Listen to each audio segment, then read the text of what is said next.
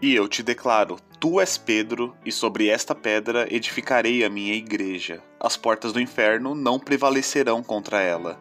Eu te darei as chaves do reino dos céus. Tudo que ligares na terra será ligado nos céus, e tudo que desligares na terra será desligado nos céus. Foram estas as palavras que Jesus dirigiu a São Pedro logo após o apóstolo ter confessado a Nosso Senhor como o Cristo prometido. Neste vídeo, nós iremos conhecer um pouco mais da história deste humilde pescador da Galileia, que se tornou simplesmente no principal líder da igreja nascente. O apóstolo Pedro nasceu no povoado de Betsaida, a nordeste do mar da Galileia, e recebeu de seus pais o nome de Simão na circuncisão. Na Bíblia é mencionado que Pedro tinha ao menos um irmão, chamado André, que também viria a se tornar um dos 12 apóstolos de Cristo. Como era comum neste tempo, Simão e André seguiram a profissão de seu pai, se tornando pescadores. Um tempo depois, Simão se casou e foi morar com a esposa e a sogra em Cafarnaum, na Galileia, levando consigo seu irmão André. Lá eles conheceram os também irmãos João e Tiago, filhos de Zebedeu, que também se tornariam apóstolos de Jesus mais tarde. Juntos, às vezes eles se uniam à pesca no barco de Simão. Simão, André e João foram atraídos pelas pregações de João Batista e se tornaram seus seguidores. João Batista sabia que logo haveria de chegar o Messias, aquele que João dizia não se achar digno nem de sequer desamarrar as suas sandálias. Certo dia, quando Jesus passava pelas terras onde João Batista pregava, o precursor identificou neste mesmo Jesus o homem sobre o qual ele havia profetizado, dizendo o seguinte: Eis o Cordeiro de Deus, que tira o pecado do mundo. Com isso, André e João foram os primeiros dos discípulos a conhecer a Jesus e passaram o dia com ele. Ao regressar à sua casa, André foi logo contar a seu irmão sobre as boas novas. Encontramos o Messias, disse ele a Simão. Pedro, sem nem pensar duas vezes, quis ir conhecer o Salvador. E logo no primeiro encontro, Jesus, profetizando a missão de Simão, disse ao humilde pescador: Tu és Simão, filho de Jonas, serás chamado Cefas, que quer dizer pedra. De Cefas, ou Kefa em aramaico, nós derivamos a palavra Petros em grego, que foi traduzido para o português como Pedro. Em aramaico, o idioma sobre o qual Jesus se apoiou para dar o novo nome a Simão, Kefa significa pedra, em alusão a uma rocha sobre a qual se pode construir. O interessante é que na Bíblia, em apenas 3 ocasiões, Deus mudou o nome próprio de alguém. Quando Abrão se tornou Abraão, quando Jacó se tornou Israel e quando Simão se tornou Pedro. Levando em conta a forte conotação simbólica atribuída aos nomes em todo o Oriente, Jesus não iria trocar o nome de Simão para Pedra se não houvesse um motivo muito satisfatório para isso. E mais tarde nós iremos entender o significado dessa atitude de Cristo. Passou-se um tempo e Jesus caminhava pelas margens do mar da Galileia, quando viu Simão e André pescando. É aqui que Jesus convoca os seus primeiros seguidores. Vinde após mim e vos farei pescadores de homens, disse ele a Simão e a André, que imediatamente abandonaram as suas redes de pesca e o seguiram. A partir daí, a casa e a barca de Simão se tornam também na casa e barca de Jesus em suas estadias em Cafarnaum. Quando Nosso Senhor julgou que já era chegada a hora de associar colaboradores especiais à sua obra de evangelização, reuniu seus discípulos e dentre eles escolheu 12, a quem ele chamou de apóstolos. Pedro, obviamente, foi o escolhido como um desses apóstolos. Mas não só isso. Onde quer que seja nas escrituras do Novo Testamento que se mencione o nome dos apóstolos, o nome de Pedro vem sempre em primeiro lugar, sempre. Isso por si só não quer dizer que haja primazia do apóstolo Pedro sobre os demais, alguém pode argumentar. Isso é verdade, mas toda a construção neotestamentária parece indicar uma preeminência de Pedro sobre todo o colégio apostólico. Primeiro que Pedro não somente é citado sempre em primeiro lugar, como quando, por exemplo, os evangelistas querem se referir aos apóstolos de forma resumida, eles dizem Pedro e os seus, ou então Pedro e os demais. Quando Cristo se dirige a todos os apóstolos, quase sempre é Pedro quem responde em nome deles. E com frequência é a ele que Jesus se volta de modo especial quando quer orientar os seus discípulos. Depois da ressurreição, por exemplo, o anjo diz às mulheres: Ide e dizei a seus discípulos e a Pedro. E é a Pedro que Cristo aparece ressuscitado antes de aparecer a qualquer um dos outros apóstolos, dentre tantas outras provas de autoridade e privilégios que são reservadas somente ao apóstolo Pedro. Ademais, após a ascensão de Cristo, Pedro assume de forma ainda mais significativa a liderança da igreja, como nós veremos a seguir. E Jesus sabia bem quem estava escolhendo para levar à frente essa obra difícil. Pedro era um homem simples e generoso, honesto e honrado. Pecava um pouco, é verdade, por sua impulsividade, mas isso derivava muito mais da sua paixão por tudo aquilo que ele acreditava do que por falta de controle emocional. Isso é facilmente demonstrado pela passagem em que Pedro anda sobre as águas para ir ao encontro do Divino Mestre. Quando o mar se torna turbulento, a sua fé vacila, começa a afundar e pede pelo socorro de Nosso Senhor, que lhe estende a mão, lhe salva e ainda por cima o repreende. Homem de pouca fé, por que duvidaste? À primeira vista, nos parece que Pedro era um homem descrente. Porém, a falta de fé de Simão não era em Jesus, tanto que ele clama pelo Messias justamente pois nele tinha inteira confiança. O que faltava em Pedro, a princípio, era a autoconfiança, a coragem diante das adversidades.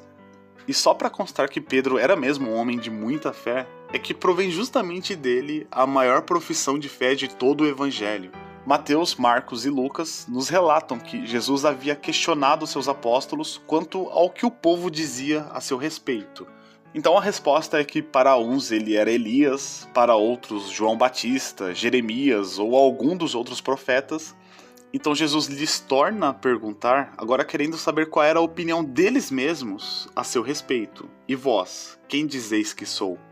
É daí que Pedro, não falando por si próprio, obviamente, mas em nome dos 12, exclama de todo o coração: Tu és o Cristo, o Filho de Deus vivo. Aqui nós temos que ter em mente que os apóstolos já conviviam há mais de um ano com Jesus. Eles não duvidavam do seu poder e de sua santidade. Mas nenhum deles havia confessado publicamente até então a qualidade messiânica de Jesus, sendo que Pedro foi o primeiro a fazê-lo. São Mateus, então, prossegue na sua narrativa, relatando as belas palavras e promessas que o Mestre fez a Pedro. Feliz és tu, Simão, filho de Jonas, porque não foi a carne nem o sangue que te revelou isto, mas meu Pai que estás nos céus. E eu te declaro, tu és Pedro, e sobre esta pedra edificarei a minha igreja. As portas do inferno não prevalecerão contra ela. Eu te darei as chaves do reino dos céus. Tudo que ligares na terra será ligado nos céus, e tudo que desligares na terra será desligado nos céus. Pois bem, alguns críticos da Igreja Católica, principalmente protestantes, dizem que essa passagem não pode ser utilizada como prova de que Pedro é a pedra fundamental da Igreja, pois Petros e Petra têm significados distintos no grego. Este vídeo não tem a intenção de apologética, e obviamente esse não é o único argumento protestante, nem o argumento que eu vou dar é o único argumento católico, mas a questão é que, pelo menos no círculo interno dos seus apóstolos, Jesus falava em aramaico, e no aramaico não existe tal distinção para pedra. Kefa era utilizada para qualquer rocha sólida sobre a qual se pode construir. E este era originalmente o nome de Pedro em aramaico. Ademais, estudiosos do grego afirmam que, mesmo em grego koiné, que é o idioma no qual o Novo Testamento foi escrito, já não havia mais tal distinção de significado entre Petros e Petra, como se Petros fosse fragmento de pedra e Petra fosse pedra grande ou rocha. Essa distinção teria ocorrido em grego ático, mas já havia desaparecido nos tempos de Jesus. Petros era apenas a palavra em gênero masculino para Petra, e portanto possuíam um mesmo significado. De modo que Pedro é sim a pedra indicada no trocadilho de Jesus em Mateus 16:18. E assumindo todo o contexto de preeminência que é atribuído a Pedro no Novo Testamento, além da sua mudança de nome realizada por Cristo, porque vamos pensar, ela só tem alguma finalidade se ela chegar a termo nessa passagem. A única conclusão lógica é que Jesus assume o papel de construtor da igreja, pois ele disse que ia edificar a igreja, e Pedro é a pedra, o fundamento inabalável sobre a qual ela é edificada. Além do mais, a expressão ligar e desligar eram termos jurídicos judeus, e não simplesmente uma metáfora. Portanto, Jesus delega sua autoridade a Pedro nessa questão. E como a igreja há de subsistir até o fim dos tempos, os sucessores de Pedro também carregam tal autoridade. Voltando à história, apesar de todo o seu entusiasmo pelo Messias, de toda a sua prova de fé e de amor por Cristo, São Pedro ainda pecava pela sua concepção mundana da missão do Messias. Quando Jesus contou a seus apóstolos sobre o sacrifício que o Salvador teria que passar, achando haver contradição entre a descrição de Jesus e a sua concepção mundana do Messias glorioso, que derrotaria todos os inimigos de Israel após uma revolução, Pedro quis desencorajar a Jesus de falar sobre sua paixão, o que lhe rendeu uma forte repreensão por parte de Nosso Senhor, de tal forma que Jesus reconhece no discurso de Pedro a atuação do próprio Satanás. Portanto, ainda faltava a São Pedro a compreensão exata da missão do Messias. Ao se aproximar o momento da paixão, São Pedro ainda era um tanto presunçoso de suas próprias forças. Então Cristo revelou a Pedro que, para onde ele ia, Pedro não poderia o seguir agora, mas somente mais tarde, numa clara referência de seu próprio martírio e do futuro martírio do apóstolo. Então Pedro, querendo provar seu amor de maneira antecipada a todo custo, respondeu que daria a vida por Jesus se preciso. Jesus conhecia a sinceridade nas palavras de Pedro, mas como que para formar o caráter do futuro chefe da igreja, que só parecia aprender mesmo com os próprios erros, Jesus faz questão de ser duro e direto com Pedro, e lhe adianta que o apóstolo negaria 3 vezes que o conhecia antes mesmo que o galo cantasse. No dia seguinte, Pedro, como sempre muito precipitado, mas ao mesmo tempo se recusando a se resignar em ficar longe do mestre, se expôs a um risco desnecessário ao se infiltrar no pátio da casa do sumo sacerdote, enquanto Jesus era interrogado. Por fim, acabou caindo miseravelmente ao negar por 3 vezes a Cristo. A tríplice negação de Pedro se deu não por falta de fé, mas por covardia.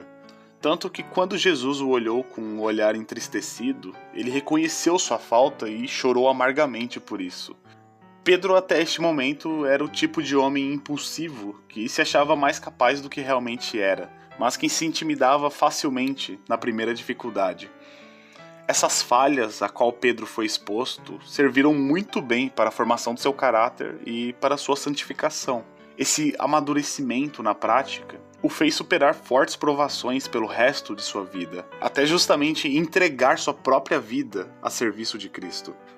O ponto é que, mesmo após as suas falhas, São Pedro não perdeu a primazia, e a Escritura afirma que foi ele o primeiro apóstolo a presenciar o Cristo ressuscitado.